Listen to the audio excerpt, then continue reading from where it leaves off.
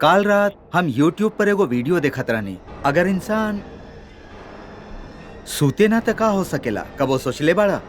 1940 में रूस में कुछ रिसर्चर्स मिलके एगो एक्सपेरिमेंट कैले, एगो एक्सपेरिमेंटल गैस बनौले। ई एक्सपेरिमेंट कुछ 5 मुजरिम पर कैल गई। वो मुजरिम सेकेंड वर्ल्ड वार में पकड़ल गए रहलन। त उ लोगन के उनकर एक्सपेरिमेंट में मदद करे खातिर तैयार कैल गई और बदला में उ लोग के छोड़े के लालच दियल गई। उ मुजरिम लोग के एगो अनहार कमरा में रख दियल गई और उ कमरा के इस तरह से डिजाइन कैल गेल रहल कि अंदर के कोनो आवाज बाहर ना जा सकत रहल और बाहर के कोनो आवाज अंदर ना आ सकत रहल। एकरा अलावा उ लोग का बात करिए इस सुने खातिर माइक्रोफोन के हर दीवार में फिट कर दियल गई और उ लोग के देखल जा सके। ऐसे रूम के दरवाजा पर एगो ऐसन ग्लास लगावल गई जेकरा से रिसर्चर उ लोग के बाहर से तो अंदर देख सकत रहन, अंदर से बाहर ना देख सकत रहलन। ऐसे पहला दिन में तो ऐसा कुछ रिजल्ट ना आयल और अगला 4 दिन तक उ लोग नॉर्मल ही रहले। बाकी 4 दिन के बाद वो चारों लोग उ लोग के जिंदगी में जौन भी घटना घटित भेल रहे वापस में शेयर करना शुरू कर दिले। उ लोग के डिस्कस चालू हो गए रहे और ऐसा ही कुछ दिन बीतल और एक दिन एक रात के एगो मुजरिम पूरा रूम में चिल्ला चिल्ला के पागल जैसन चारों ओर घूमे लागल। बाकी एमे एगो अजीब बात ई रहल कि बाकी के जे 3 लोग रहले उ लोग के ऊपर एकर कोनो असर ना पड़ल और उ लोग के हाव भाव नॉर्मल ही रहल। और बाकी के 4 बताओत बनी।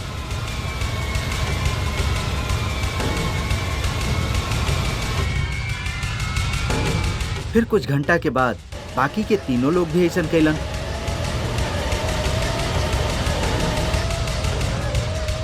ओ दिन जोर जोर से चिल्लाए के वजह से उ लोग के गला बैठ गेल रहल और सोचा ओ दिन जौन इतना चिल्लात रहलन ओ दिन बिल्कुल शांत बैठल रहलन, कोनो आवाज ना। और ओह में से एगो ग्लास के ऊपर पेपर लगा देलस ताकि लोग के बाहर से देख ना सकें। ओकरा बाद कमरा में पूरा तरह से खामोशी हो गई, कहीं कोनो आवाज ना। यहाँ तक कि एगो सुई भी गिरे तो ओकर आवाज सुनल जा सकत रहे।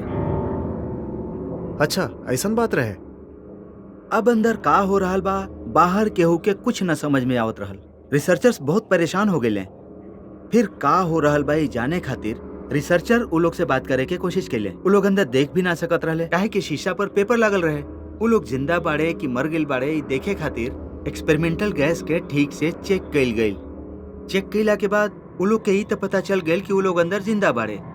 अच्छा, इस तरह उ सन्नाटा हफ्ता भर तक चलत रहल, कोनो आवाज ना। ओकरा बाद रिसर्चर लोग मिलिट्री फोर्स के सहायता से उ दरवाजा के खोले के बारे में सोचले। फिर रिसर्चर लोग एगो सिस्टम के जरिए उ लोग के चेतावनी देले कि हमनी लोग अंदर आवत बानी, तू लोगन दरवाजा से दूर रहा ना तो शूट कर देल जाइबा। जहाँ बाड़ा उहे लेट जा, अगर तू लोग हमनी के कोऑपरेट करबा तो हमनी तो के छोड़ दे। उनकर चेतावनी सुनला के बाद अंदर से एगो आवाज आई कि हमनी कहीं ना जाइब, हमनी इहमे रहब, यहाँ सब परेशान रहले। बाकी उ लोग के उ माहौल में अंदर ना छोड़ल जा सकत रहे। ऐसे मिलिट्री वाला लोग दरवाजा तोड़ देले और जब उ लोग अंदर के माहौल देखले तो सब के सब सन्नाटा में आ गेले। बहुते भयानक माहौल रहल, पूरा कमरा खून से भरल रहल और उ लोग पूरा तरह से खून से लथपथ रहले। जवन मुजरिम मर गेल रहे ओकरा देख के ऐसा लागत रहे जैसे केहू ओकरा के काट लेले होके, ओकरा खा लेले होके। ऐसे कहीं कहीं ओकर हड्डी दिखाई देत रहल। रिसर्चर्स उ लोग के लैब में शिफ्ट कैल चाहत रहले। जब मिलिट्री फोर्स उ लोग के ले जाए के कोशिश कैलस तो ओह में से एगो जिद पर अड़ गई कि हम यहाँ से ना जाइब और मिलिट्री वालन परेशान होके ओके शूट कर देलन। बच गए 3 लोग में से एक के मना करे के बाद भी इंजेक्शन देके ओके बेड पर सुता देवेले। बाकी एकरा बाद भी वो उठ के भागे के कोशिश करेला और थोड़ा दूर जाके फिर वो गिर जाला। फिर ओकर आंख धीरे धीरे बंद हो जाला। बस ओकरा बाद फिर कबो ना उठल। बाकी बचल 2 लोग के उ लोग अपना साथे लेके चल जाले और ओके ऑब्जर्वेशन में रख देवेले। रिसर्चर्स ओके इंजेक्शन लगावल चाहेले, बाकी उ लोग मना कर देवेले। ओकरा बाद उ लोग गाना गावे लागेले, ला ला ला ला ला ला ला ला ला करत करत वो लोग शांत हो जाले। फिर वो लोग से रिसर्चर्स कहले कि अगर तू लोग इंजेक्शन ना लेवेला तका तू ऑपरेशन खातिर कॉपरेट करबा। वो लोग ये बात पर तैयार हो जाला। बाकी वो लोग के एगो शर्त होखेला, वो लोग चाहेले कि ऑपरेशन के समय वो लोग के बेहोश न कइल जाए। वो लोग खुला आँख से अपन ऑपरेशन होखत देखल चाहत रहलन, काहे कि वो लोग के रिसर्चर्स के ऊपर भरोसा ना रहेला। रिसर्चर्स वो लोग के हाथ पर बांध के वो लोग के बेड पर लेटा देवेले। फिर ऑब्जर्वेशन खातिर वो लोग के पूरा रात ऑपरेशन थिएटर में ही रखेले। ओमे से एगो लेफ्ट राइट लेफ्ट कहत एगो नर्स के देख के मुस्कुराला। वो लोग के ऊपर जौन एक्सपेरिमेंट भइल रहल ओकरा बाद वो लोग के मनस्थिति के समझ पावल बहुते मुश्किल हो गइल रहल। ओमे से एगो ऑपरेशन थिएटर में पूरा रात लेफ्ट राइट करत रहल और दूसर का अपन सिर के अजीब तरह से घुमावे लागल। वो अपन सिर के घुमा के 1 2 3 4 5 6 7 8 काउंट करत रहल। ओमे से एगो मुजरिम बाहर खड़ा रिसर्चर से बात करे के कोशिश करे लागल। ओकरा देख के वो रिसर्चर्स दौड़त आ गए और फिर वो रिसर्चर से पूछलस कि रउआ पास चाकू बा का। रिसर्चर कंफ्यूज हो गई। वो पूछलस कि तोके काहे चाही। तो मुजरिम कहलस कि ओकरा अपना आप के काटे के बा। रिसर्चर पूछलस कि तोहके ऐसन काहे करे के बा। तो वो कहलस कि ऐसन करे से नींद ना आई। फिर वो पूछलस कि तू ऐसन काहे चाहत बड़ा कि तोहके नींद ना आवे। वो कहलस सर रउआ तो यह चाहत बानी ना कि हमके नींद ना आवे। और ऐसन कह के वो मुस्कुराए लागल। वो कहलस शायद रउआ ई बात नहीं जानत कि रउआ और हम एक ही बानी, एक सिक्का के दो पहलू। इंसान के अंदर छुपल एगो शैतान, अपन अंदर के शैतान। रउआ नींद से वो शैतान के ढक लेवेनी। एक बार वो चादर के हटा के देखी रउआ के पता चल जाई कि रउआ अंदर कितना बड़ शैतान बा। फिर वो रिसर्चर अपन जेब से गन निकलस और ओके शूट कर देलस। मरत समय एगो आवाज आवेला, हमार कोनो अंत नहीं खे।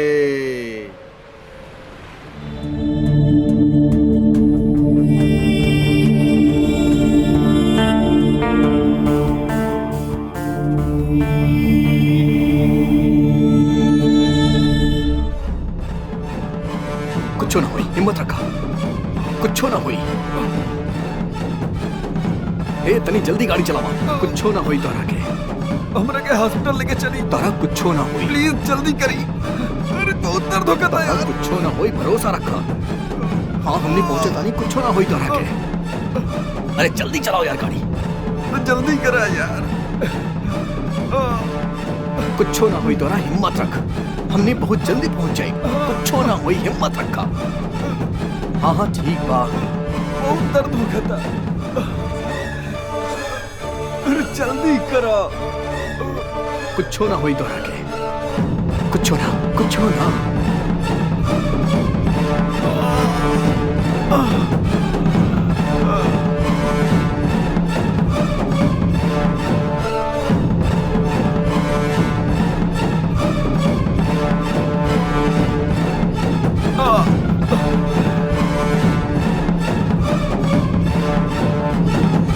दोस्त लोग, हमनी के टारगेट प्लेस में से निकले खातिर 3 गो रास्ता बा।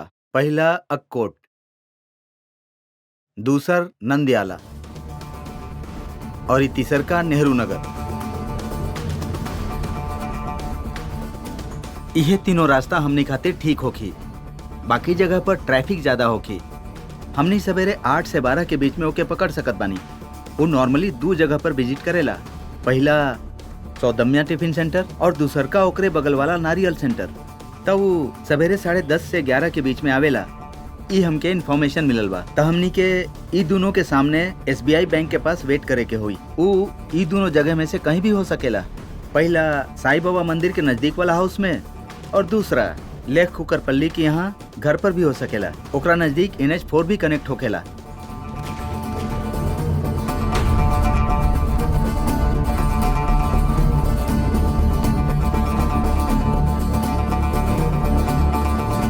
त ये एगो रास्ता बा, हमने ओके पकड़ सकत बनी।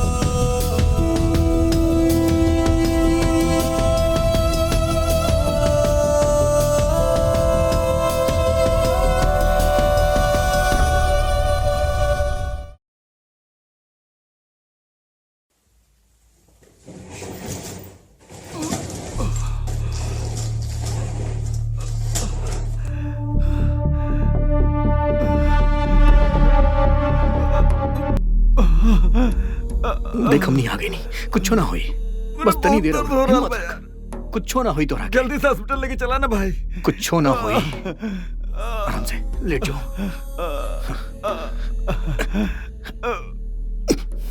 हमके माफ कर दे यार, हम इस हालत में ऐसे ज्यादा कुछ ना कर पाएगा। शिवा कब्बो भी यहाँ आ सकेला। He will take care of you. हमने के पास और कोनो रास्ता नहीं है।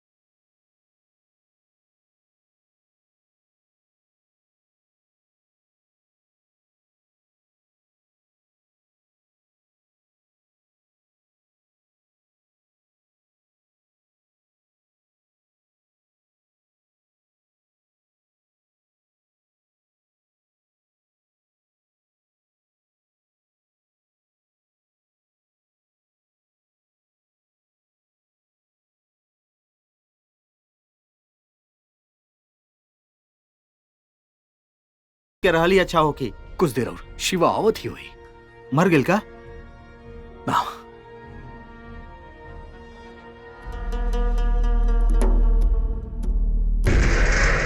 रात तक जिंदा रहल बहुत मुश्किल हुई एकर। डॉक्टर के बहुत जरूरत बा। ओकर ई हालत के कारण हम ही बानी और हम ओकरा ई हालत में छोड़ के ना जा सकेली। देखा जौन होके के रहे उ तो हो गेल। अगर हमने इहमे रहब तो पकड़ जा सकेला। अच्छा होई हमने यहाँ से निकल चलल जाए। शिवा आई तो जरूर कुछ ना कुछ करी। वो कोनो न कोनो डॉक्टर के अरेंज कर ही ले। ठीक बा, जैसन तू कहत बड़ा शिवाई हम मान लेत बानी, लेकिन ओकरा साथे टच में कैसे रहल जाई? ओकरा पास तो फोन भी नहीं है। मान लेत बानी कि वो हेल्प करी। अब तक तो ओकरा यहाँ जाए के चाहते रहे ना, बाकी वो तो ना आयल ना। सिंपल सा बात बा, शिवा के हमनी से कोनो मतलब नहीं है। और कितना वेट कर जाए हमनी? अगर कामयाब रहती तो कहानी अलग हुई, सिचुएशन अलग बा। एक टाइम में केहू कुछ ना कर सकेला। यहाँ आवे से पहले वो हमरा से मिन्नत करत रहे कि हमके कोनो डॉक्टर के पास ले चला। अगर हम ओकरा हॉस्पिटल ले जाती तो हम ही हत्यारा बन जाए। चला ठीक बा। ओकरा हमरा बारे में पता बा। का? कहीं तू अपन नाम तो नहीं बता देले? हमार नाम हमार पता हम सब बता देनी। बाकी का है? अच्छा से बात करत रहे तो हम ओकरा सब कुछ बता देनी। वो सब तो ठीक बा, बाकी नाम का है बतैला? ओकर ई हालत के कारण हम ही बानी। एगो इंसान मरत वक्त हमरा से हमार नाम पता पूछत बा तो हम ओकरा ई ना बता के अपन प्लान्स के रूल के बारे में समझाई तो ई कहाँ के इंसाफ बा? वो रास्ते भर हमरा से चिल्लात रहे कि हमके हॉस्पिटल लेके चला। हम ओकरा ना ले गई नहीं तो हम ओकरा काहे ना बताई अपन नाम? ठीक बा, शांत शांत। तू अपन नाम पता सब कुछ बता देला तो अभी जाने में ज्यादा देर ना लगे कि तू देखाला कैसन। ओकरा बाद हमने के हाथ में कुछ ना रही, कुछ भी ना बची। ठीक बा, अब का करे के बा? ऐसन हालत में हॉस्पिटल ले गेल बहुत मुश्किल बा। वो मर जाई तो का करी? वहीं रुक जा। मारना। तू चाहे कि हम चाहे सोच ला कि हुए के चुन ला। हमनी कोनो बैंक में जॉब नहीं कर रहा, रॉबरी कर रहा बानी ऑलरेडी।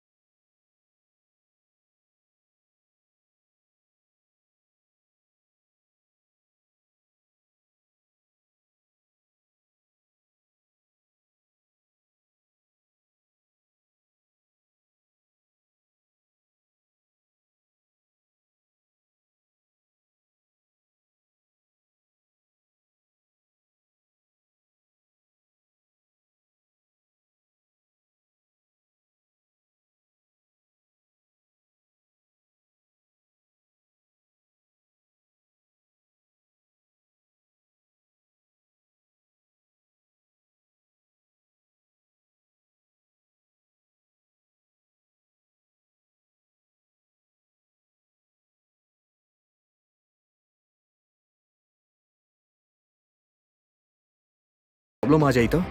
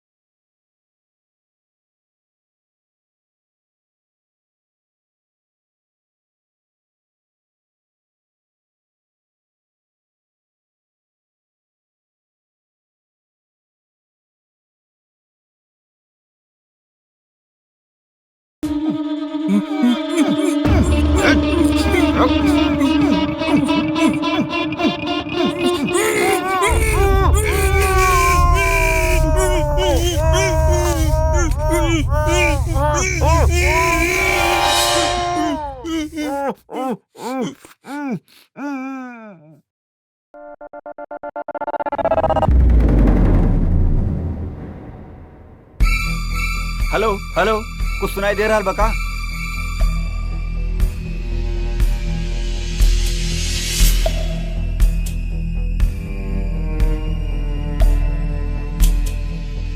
कहीं मत जाइया, एजा रहिया, अब यहाँ आवता नहीं।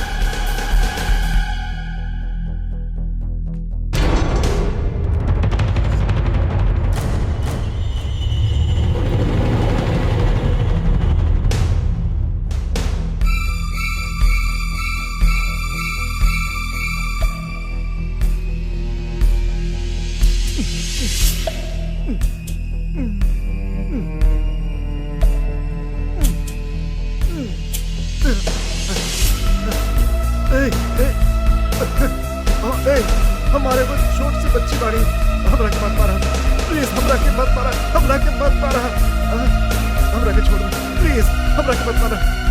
नहीं ना ना ना ना ना ना ना ना ना ना, हमरा के मत मारा यार।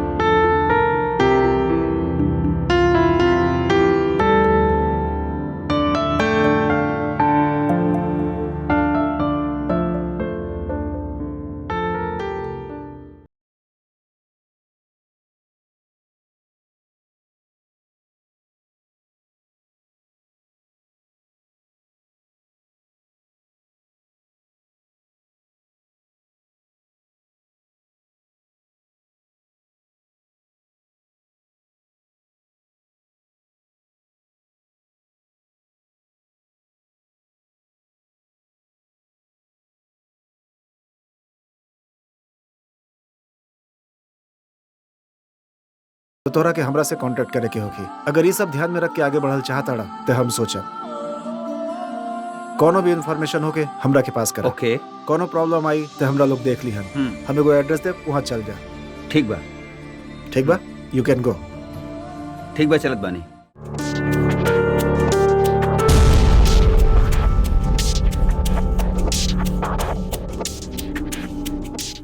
अप्रैल 28 के लंदन से हैदराबाद डायमंड इंपोर्ट करे के इन्फॉर्मेशन मिलल बा। वहाँ से NH44 के रूट से कल्याण के एगो ज्वेलरी शॉप में लावे के सूचना मिलल बा। ओकरा के ठीक से देख के हमनी के फॉलो करे के बा और वह हमनी के लूटे के बा। इन्फॉर्मेशन के हिसाब से एयरपोर्ट पर 6:50 तक पहुँच जाए। वहाँ से करनौल पहुँचे खातिर 3 घंटा लगी, तो 9:44-45 तक हमनी के वहाँ पहुँचे के होखी।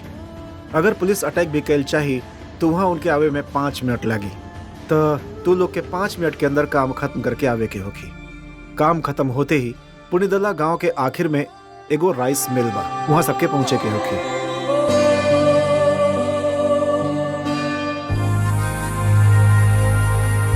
वो शायद 2007 रहे। ये 2017 है। अच्छा सॉरी बोला ना प्लीज। हमार पापा के ट्रांसफर हो गए, ओकरा से हमके स्कूल चेंज करे के पड़ल।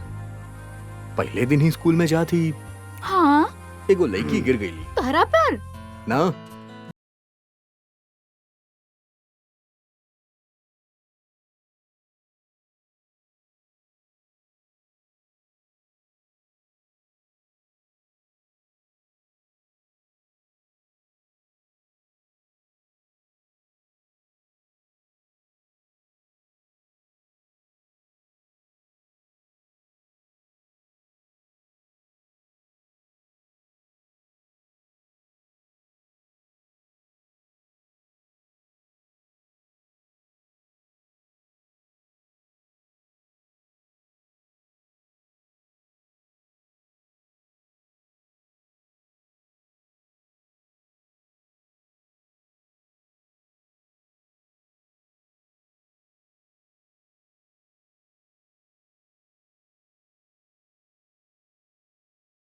फिल्म के टिकट ना, हॉल टिकट्स। 10th क्लास रहे ना, तो वो हमरा के एगो पेन गिफ्ट कैली। तो तू का देला ओके नंबर देली। फिर ओकर कॉल आई। फिर एगो बार इंदू अपना घरे जात रही, तो हम भी ओकरा साथे चल गई। तब हमरा पता लागल कि ओकर फैमिली गुंडन वाला बा। ओकर 6 चाचा रहले और पापा एक ही रहले। ओके सॉरी। ओकरा बाद इंदू के मोहल्ला की तरफ जाइल ही बंद कर देली हम। और फिर पता बा का भइल, एगो दिन इंदू के दोस्त लोग से पूछे से पता चल कि ओकरा AP से UP भेज दिहल गइल। वो ऐसे रह के अपन पढ़ाई पूरा करत तारी। ओकरा बाद हमके इंदू के भूले में बहुत टाइम लागल। ओ फिर कबो मिलला ना का? ओ सैड लव स्टोरी।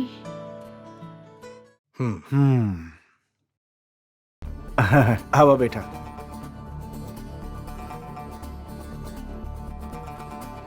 देखा, सारा सामान गुंटूर जंक्शन से नंदाल आई। सारा सामान हाथ में आवत ही सारा सामान हमनी के 2-3 घंटा के अंदर उनके पास पहुंचाए के होखी। रेलवे स्टेशन से सामान लेके हमनी के श्रीनिवास कॉलोनी के पास पहुंचाए के होखी। फिर वहां से महानंदी रोड होते हुए हमनी के तिरुपति हाईवे पहुंचे के होखी। लगभग 20 किलोमीटर की दूरी पर हमनी के एगो चेक पोस्ट दिखाई दी, तो वहां से शॉर्टकट लेके हमनी के हाईवे पर पहुंचे के होखी। फिर वहां से हमनी के 50 किलोमीटर दूरी तक कोनो भी चेक पोस्ट ना मिली। फिर वहां से लेफ्ट लेके हमनी के रायपुर नामक विलेज खातिर एगो सड़क मिली। बस वहीं पर हमनी के रायपुर नामक एगो शेड दिखाई दी। उस शेड के बगल में दारू के एगो कंपाउंड बा। वहाँ एगो 50 साल के बूढ़ा आदमी बा जेकर नाम रांगे बा। वही बूढ़ा आदमी के सामान देवे के बा, बाकी सब कुछ खुदे संभाल ले। अब तू जा सकेला।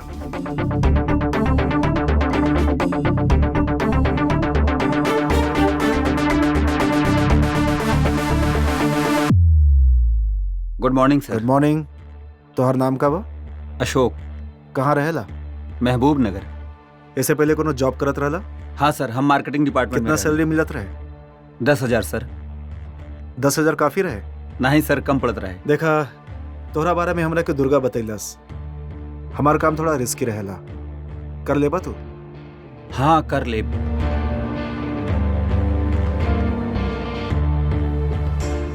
यह महीना के 25 तारीख के हमने के माल वाइजैक से शिप में आई। वहां से सारा माल के कोनो भी तरह से छुपा के तोरा के वहां से ट्रांसपोर्ट से निकाले के होगी। फिर तोरा के हमारे एगो आदमी मिली। वो आदमी तोरा के वेंकटरमन कॉलोनी में स्ट्रीट नंबर 27 के पास मिली जी। और तोरा के वो आदमी कुरियर बॉय के ड्रेस में मिली। ओके। तोरा के वो आदमी के साथ गायत्री नगर के तरफ जाए के होगी। तोरा सारा सामान लेके गायत्री नगर के पास से थर्ड लेफ्ट लेके डेड एंड तक आए के होगी। ओके, वहाँ पहुँचबा तो तोरा के एगो पेट्रोल पंप दिखाई दी। ठीक बा। पेट्रोल पंप के अपोजिट में तोहरा के फोर्थ लेफ्ट में तोहरा के हाउस नंबर 440 मिली। जब तू वहाँ से थोड़ा और लेफ्ट में अंदर के तरफ आईबा तो तोहरा के एगो व्हाइट कलर के इंडिका कार दिखाई दी। ठीक बा। ओकरे अंदर तोहरा के एगो ब्लैक ड्रेस में एगो आदमी दिखी। तोहरा के सारा माल वही के दे देवे के बा। तोहार काम खत्म। ठीक बा सर। ठीक बा, अब तू जा। तोहरा के दुर्गा फोन करी। ठीक बा sir. Okay, bye, all the best.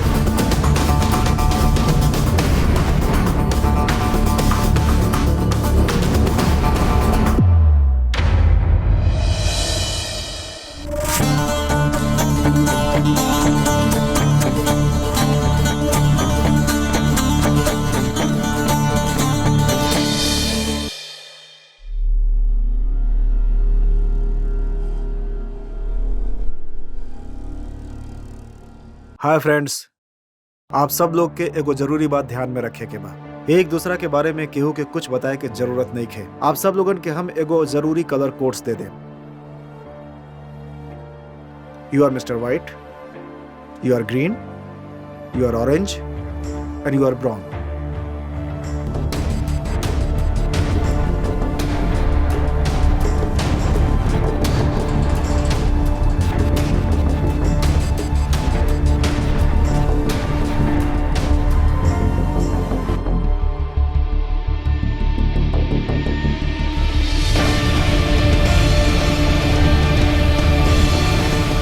ई हमनी के जगह बा। यहाँ से हमनी के प्लान इम्प्लीमेंट करे के हुई और ओकर टारगेट प्लेस कल्याण ज्वेलर्स के बगल में चाय के दुकान। वहाँ पहुँचे खातिर हमनी के लगे दूगो रास्ता बा। पहला पुंडा रेड्डी ब्रिज से 300 मीटर राइट में जाए के हुई। दूसरा राजू हॉर्स सेंटर के पास से लेफ्ट लेके 200 मीटर जाए के हुई। उ लोग के वहाँ पहुँचे के इन्फॉर्मेशन मिलते ही वहाँ जे चाय के दुकान बा ओकरा सामने साइबर कैफे के पास मिले के हुई। वहाँ से पुलिस स्टेशन के दूरी 5 किलोमीटर बा। हमनी जहाँ बानी वहाँ पहुँचे खातिर पुलिस के कम से कम 5 मिनट लगी। ये बीच हमने के अपन काम खत्म करे के होगी। काम पूरा होते जैसे ही हमने रोड पर पहुंचब सिग्नल के पास कैमरा लगल होगी त हमने मेन रोड से ना वो चाय दुकान के बगल वाली गली से जाइब जा। गली के आखिर में पहुंचते ही हमने के हाथी वाला पुतला के सर्कल दिखाई दी और ओकर बगल में जो मेडिकल स्टोर बा ओकर गली से हमने के जाए हुई और वहाँ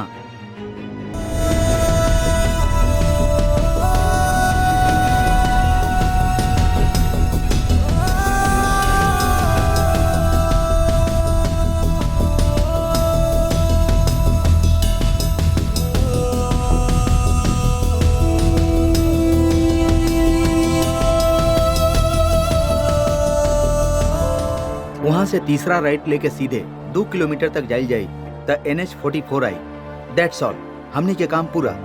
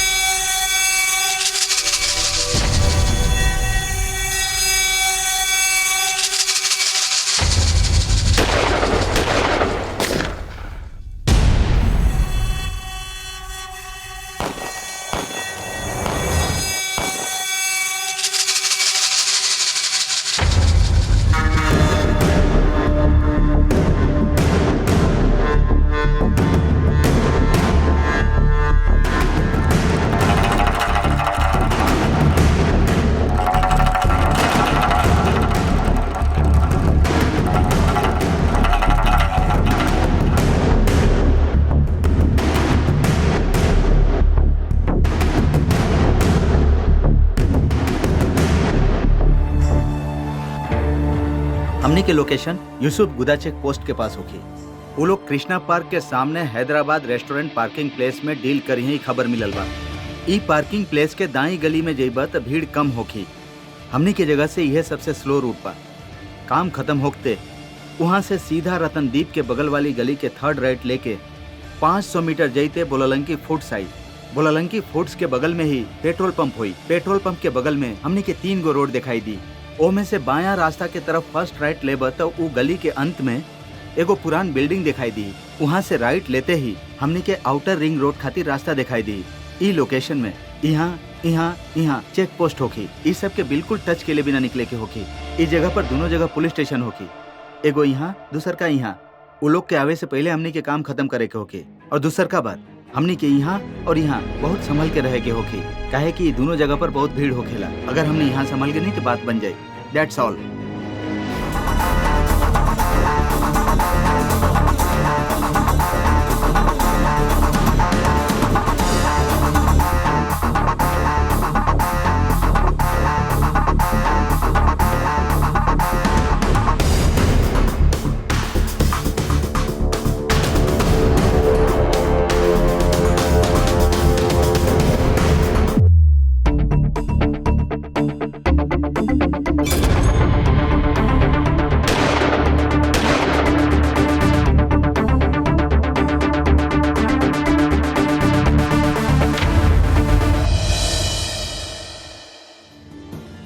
नमस्ते भाई।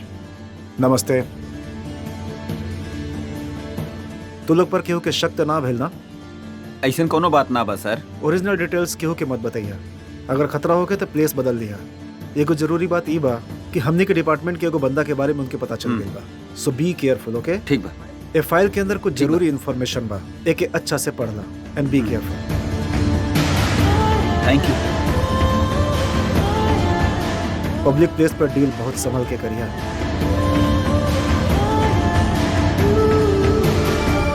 हमनी के टारगेट बस स्टॉप बा। सीधा गिला पर फर्स्ट राइट में शिवशंकर टॉकेज हुई। सेकंड राइट में विक्टर रोड रही। ई दोनों रास्ता से पुलिस के आवे के चांसेस बा और हमनी के बचे खातिर 2 गो रास्ता बा। वहाँ पटेल सेंटर से राइट लेला पर नेहरू नगर खातिर रोड मिली। वहाँ से सीधा 12 किलोमीटर जीबा तक कृष्णा नदी बा। वहाँ हमारा आदमी रेडी रही है ना। त यहाँ से सीधा आरतूर रोड के तरफ जेबा तो पहला बिल्डिंग से लेफ्ट लेला पर, वाटर टैंक से लेफ्ट लेला पर सिग्नल से 5 किलोमीटर आवे के होगी। वहाँ हमनी के नल्ला मल्ला फॉरेस्ट मिली। वहाँ से शॉर्टकट हाईवे पर आ सकत बनी। पहला राइट लेके लेफ्ट तो एगो बंगलो मिली। ओकरा पास एगो सिग्नल बा। वहाँ से फॉरेस्ट के तरफ जाए के होगी और सिर्फ यह 2 गो रास्ता सुरक्षित बा।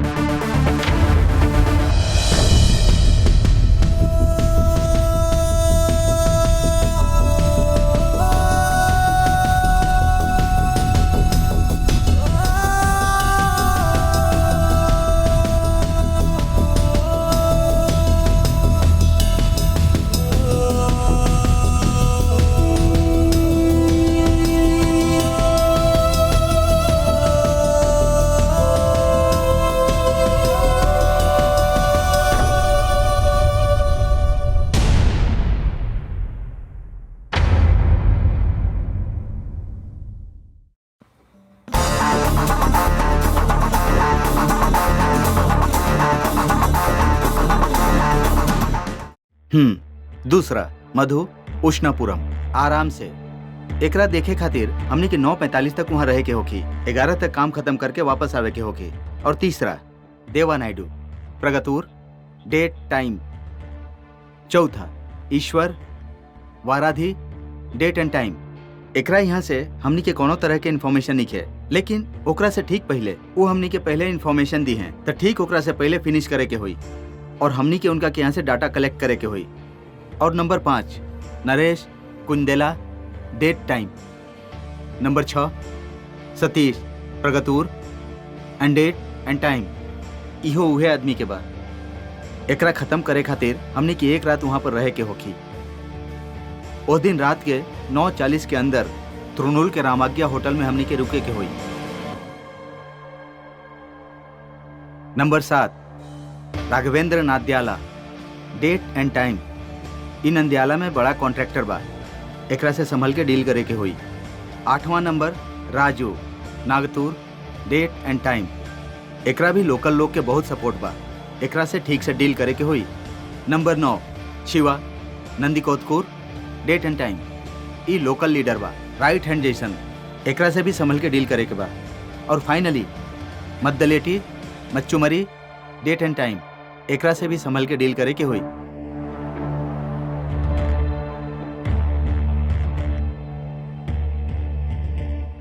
हमने के टारगेट प्लेस मैत्री विनम के ICICI बैंक बा।